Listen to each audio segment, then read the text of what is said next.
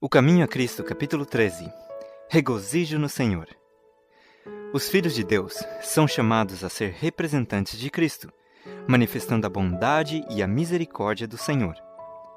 Como Cristo nos revelou a nós o verdadeiro caráter do Pai, assim temos de manifestar Cristo ao mundo, o qual lhe desconhece o terno e compassivo amor. Assim como tu me enviaste ao mundo, disse Jesus, também eu os enviei ao mundo, para que o mundo creia que tu me enviaste. João 17, 18 e 21. Eu neles e tu em mim, para que o mundo conheça que tu me enviaste a mim. João 17, 23. O apóstolo Paulo diz aos discípulos de Jesus: É manifesto que vós sois a carta de Cristo, conhecida e lida por todos os homens. 2 Coríntios 3, 3 e 2. Em cada um de seus filhos, Jesus envia uma carta ao mundo. Se sois seguidores de Cristo, Ele manda por vosso intermédio uma carta à família, à cidade, à rua em que residis. Habitando em vós, Jesus deseja falar ao coração dos que não se acham relacionados com Ele. Talvez não leiam a Bíblia, ou não escutem a voz que lhes fala de suas páginas. Não veem o amor de Deus manifestado em suas obras. Se sois, porém, um fiel representante de Jesus, talvez por meio de vós sejam induzidos a compreender algo de sua bondade, sendo atraídos a amá-lo e servi-lo. Os cristãos são postos como luminares no caminho para o céu. Cumpre-lhes refletir sobre o mundo a luz que de Cristo sobre eles incide. Sua vida e caráter devem ser de molde a que outros possam obter por seu intermédio uma justa concepção de Cristo e seu serviço. Se representamos a Cristo, faremos com que seu serviço apareça atrativo, como na realidade o é. Cristãos que acumulam sombras e tristezas em sua alma, que murmuram e se queixam, estão dando aos outros uma falsa ideia de Deus e da vida cristã. Dão a impressão de que Deus não se compraz em que seus filhos sejam felizes, dando assim um falso testemunho de nosso Pai Celestial. Satanás exulta quando pode levar os filhos de Deus à incredulidade e ao desalento. Deleita-se em ver-nos desconfiando de Deus, duvidando de sua boa vontade e poder de salvar-nos. Apraz-lhe fazer-nos pensar que as providências do Senhor visam a prejudicar-nos.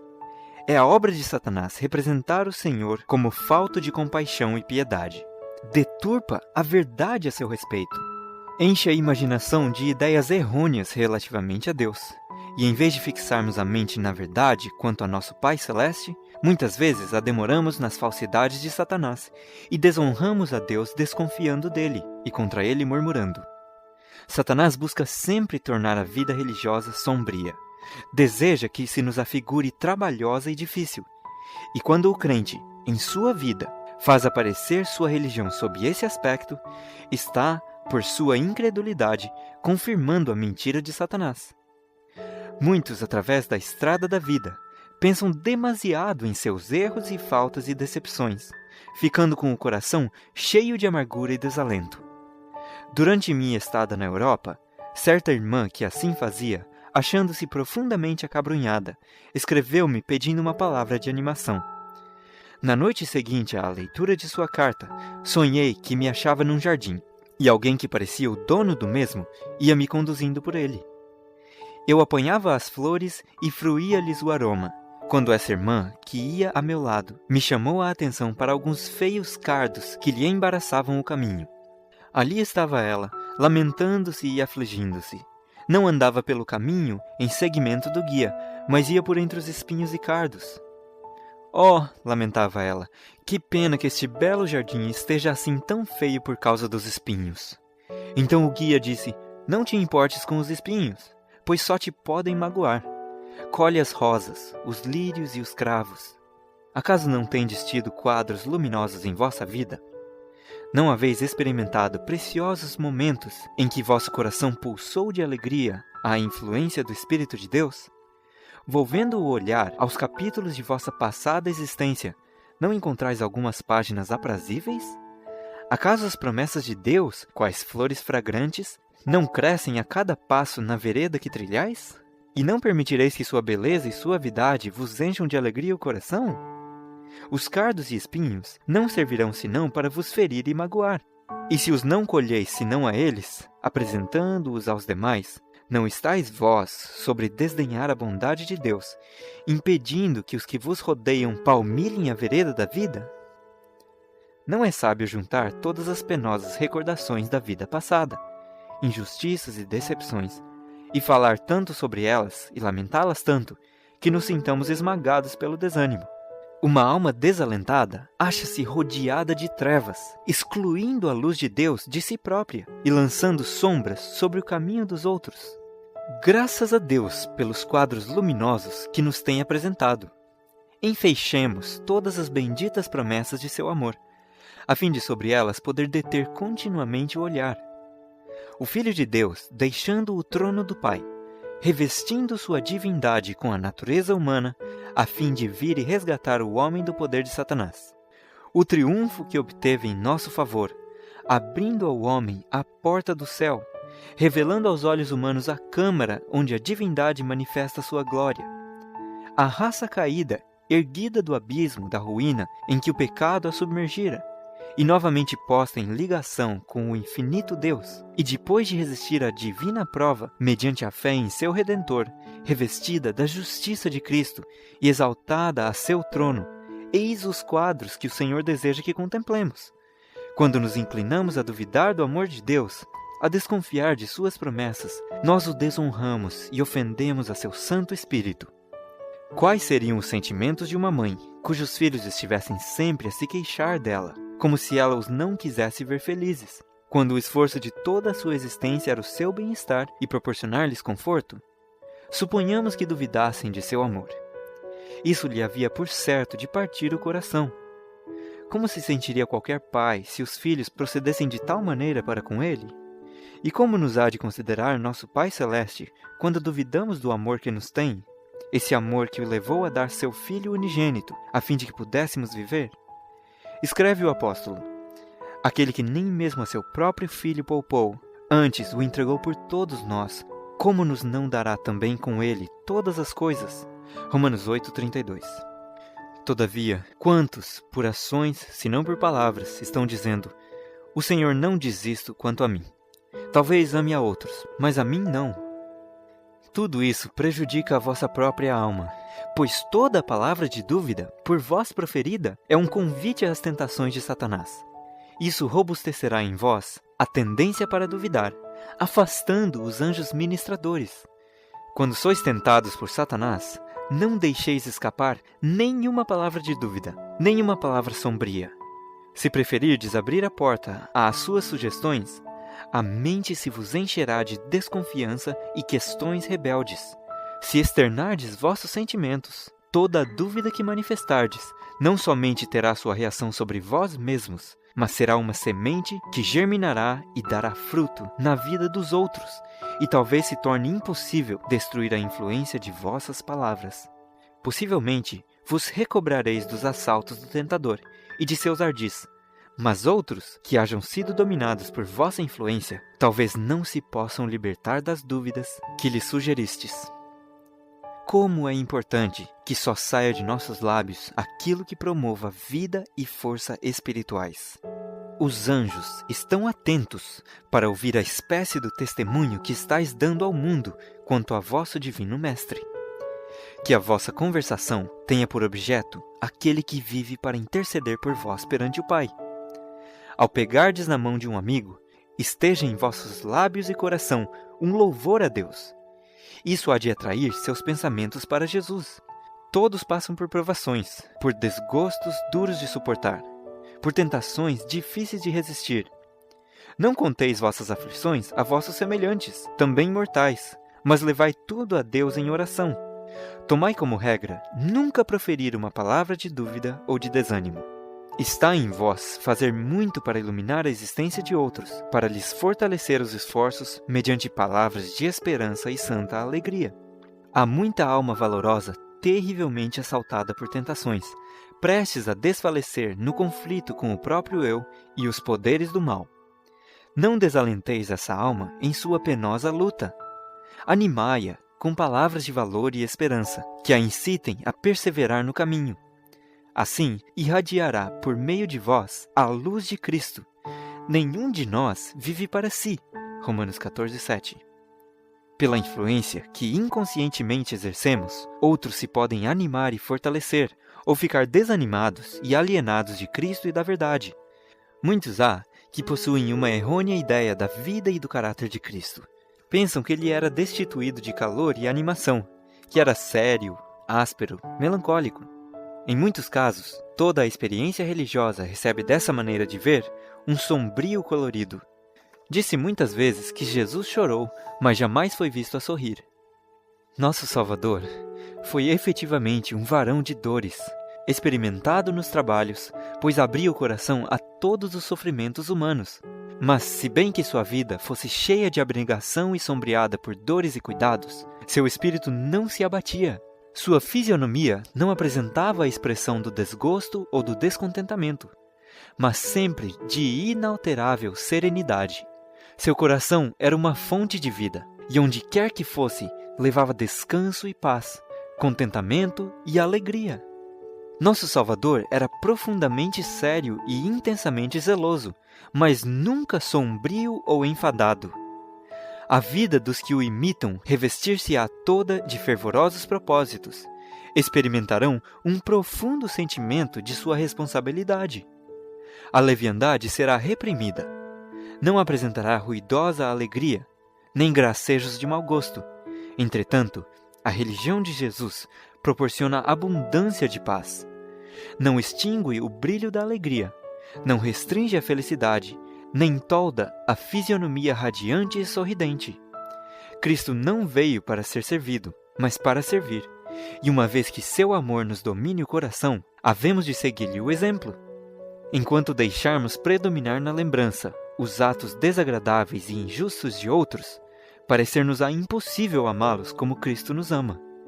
Se, porém, nossos pensamentos se fixam no extraordinário amor e piedade de Cristo para conosco, esse mesmo Espírito irradiará de nós para os nossos semelhantes. Cumpre-nos amar e respeitar uns aos outros, não obstante as faltas e imperfeições que não podemos, malgrado nosso, deixar de notar neles. Necessitamos cultivar a humildade e a desconfiança de nós mesmos, bem como paciente benevolência para com as faltas do próximo. Isso destruirá em nós todo o mesquinho egoísmo, tornando-nos magnânimos e generosos. Diz o salmista: confia no Senhor e faze o bem. Habitarás na terra e verdadeiramente serás alimentado. Salmos 37:3. Confia no Senhor. Cada dia tem suas preocupações, seus cuidados e perplexidades. E ao encontrar-nos uns com os outros, como nos sentimos inclinados a falar de nossas dificuldades e provações. Damos lugar a tantas aflições emprestadas, condescendemos com tantos temores, damos expressão a um tal fardo de ansiedades que se poderia supor que não possuímos um Salvador compassivo e amante, pronto a ouvir todas as nossas petições e a ser-nos um auxílio bem presente em todas as necessidades. Pessoas há que andam sempre em temor e buscando aflições. Cercam-nas dia a dia as provas do amor de Deus. Desfrutam diariamente as liberdades de sua providência. Não atentam, entretanto, para as bênçãos presentes. Sua mente ocupa-se continuamente com alguma coisa desagradável, cuja ocorrência receiam, ou então é qualquer coisa real que, embora pequenina, as torna cegas aos muitos motivos que têm para serem agradecidas. As dificuldades que enfrentam, em vez de as impelir para Deus, única fonte de auxílio que possuem, separam-nas dele, pois suscitam desassossego e queixumes. Acaso fazemos bem em ser assim incrédulos? Por que havíamos de ser ingratos e desconfiados? Jesus é nosso amigo. Todo o céu se acha interessado em nosso bem-estar. Não devemos permitir que as perplexidades e cuidados diários nos aflijam a mente e nos turbem o semblante. Se assim fazemos, havemos de ter sempre algum motivo para amofinações e aborrecimentos. Não devemos dar lugar a uma solicitude que não serve senão para atribular-nos e consumir-nos, sem nos ajudar a sofrer nossas provas. Talvez nos sobrevenham perplexidades nos negócios, as perspectivas se tornem cada vez mais sombrias, estejais ameaçados de uma perda. Não vos desanimeis, entretanto. lançai sobre o Senhor vossos cuidados, e permanecei calmo e satisfeito. Suplicai sabedoria para dirigir vossos negócios prudentemente, evitando assim o prejuízo e o desastre. Fazei tudo o que vos estiver ao alcance, a fim de promover resultados favoráveis. Jesus prometeu seu auxílio, mas não dispensa os nossos esforços. Quando, descansando em nosso ajudador, houverdes feito tudo o que está ao vosso alcance, aceitai alegremente os resultados. Não é a vontade de Deus que seu povo ande vergado ao peso dos cuidados. Todavia, o Salvador não nos engana. Não nos diz: não temais, vossa estrada é livre de perigos. Ele sabe que há provações e perigos, e é sincero conosco. Não se propõe tirar seu povo de um mundo de males e pecados, mas indica-nos infalível refúgio. Sua oração em favor dos discípulos foi: não peço que os tires do mundo, mas que os livres do mal. João 17,15. No mundo, diz ele, tereis aflições, mas tende bom ânimo, eu venci o mundo. João 16,33. No Sermão do Monte, Cristo ensinou aos discípulos preciosas lições quanto à necessidade de confiar em Deus. Essas lições visavam a animar seus filhos através de todos os séculos e chegaram até nós plenas de ensinos e conforto. O Salvador apontou a seus seguidores as aves do céu, modulando suas canções de louvor, livres de cuidados, pois não semeiam nem cegam.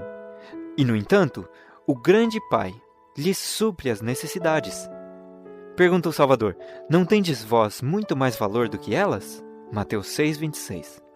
O grande provedor dos homens e animais abre as mãos e supre as necessidades de todas as suas criaturas. Não reputa as aves do céu inferiores ao seu cuidado. Não lhes põe o alimento no bico, mas toma providências para lhes satisfazer as necessidades. Cumpre-lhes apanhar as sementes que para elas se espalha. Tem de preparar o material para o ninhozinho. Precisam de alimentar os filhotes. E saem ao seu trabalho cantando, pois vosso Pai Celestial as alimenta. E não tendes vós muito mais valor do que elas? Não tendes vós, como adoradores inteligentes e espirituais, mais valor do que as aves do céu? Não há de o autor de nosso ser, o conservador de nossa existência, aquele que nos formou à sua própria e divina imagem, não há de ele prover as nossas necessidades, se tão somente nele confiarmos? Cristo apresentou a seus discípulos as flores do campo, crescendo profusamente, resplandecendo na singela beleza com que o Pai Celeste as dotou, como testemunho de seu amor aos homens. Disse ele: olhai para os lírios do campo, como eles crescem. Mateus 6,28. A beleza e simplicidade dessas flores naturais sobrepujam em muito o esplendor de Salomão. Os mais suntuosos adornos, criados pelos primores da arte, não se podem comparar com a graça natural e a magnífica beleza das flores criadas por Deus. Jesus pergunta: pois se Deus assim veste a erva do campo, que hoje existe e amanhã é lançada no forno, não vos vestirá muito mais a vós, homens de pequena fé? Mateus 6,30. Se Deus, o divino artista, dá às singelas flores que num dia perecem suas suaves e variadas cores, quão maior não será o cuidado por ele dedicado aos que foram criados à sua própria imagem? Esta lição de Cristo é uma repreensão à ansiedade, às perplexidades e à dúvida do coração falto de fé. O Senhor deseja ver felizes todos os seus filhos, em paz e obediência. Diz Jesus: deixo-vos a paz, a minha paz vos dou. Não vou-la dou como o mundo a dá. Não se turbe o vosso coração, nem se atemorize. João 14:27. Tenho-vos dito isto para que a minha alegria permaneça em vós e a vossa alegria seja completa. João 15:11. A felicidade que se busca por motivos egoístas, fora do caminho do dever, é volúvel, caprichosa e transitória. Dissipa-se, deixando na alma uma sensação de isolamento e pesar. No serviço de Deus, porém, há satisfação e alegria. O cristão não tem de andar por veredas incertas. Não é abandonado a vãos desgostos e decepções. Ainda que não nos sejam dados os prazeres desta vida, podemos, não obstante, sentir-nos felizes por esperar a vida por vir. Mas mesmo aqui, podem os cristãos fruir a alegria da comunhão com Cristo. É-lhes dado possuir a luz do seu amor, o perpétuo conforto de sua presença. Cada passo da vida nos pode levar mais perto de Jesus. Pode nos trazer uma mais profunda experiência de seu amor, conduzindo-nos um passo mais próximo do bendito lar de paz. Não rejeitemos, pois, nossa confiança, mas tenhamos firme certeza, mais firme que nunca. Até aqui nos ajudou o Senhor, e nos ajudará até o fim.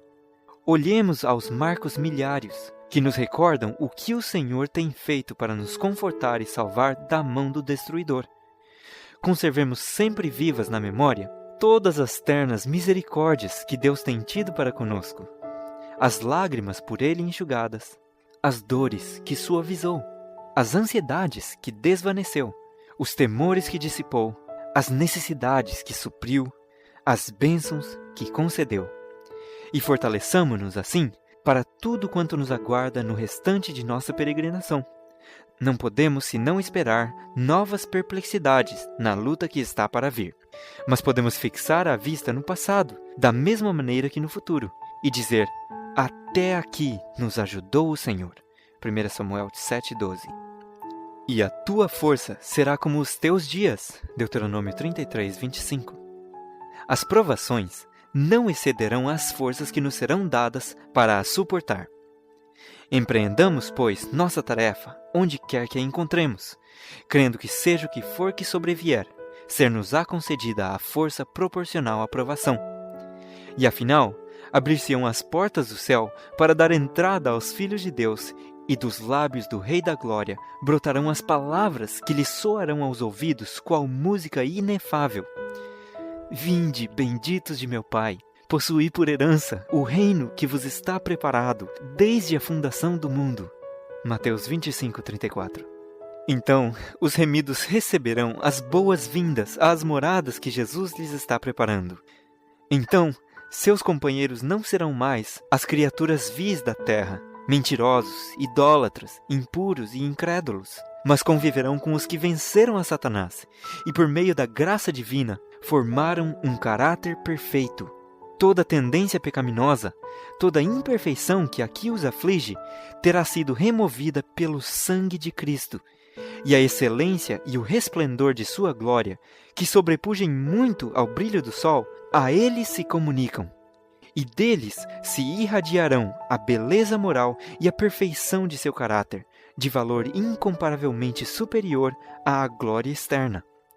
Acham-se irrepreensíveis perante o grande trono branco, compartilhando a dignidade e os privilégios dos anjos, em vista da gloriosa herança que lhe poderá pertencer.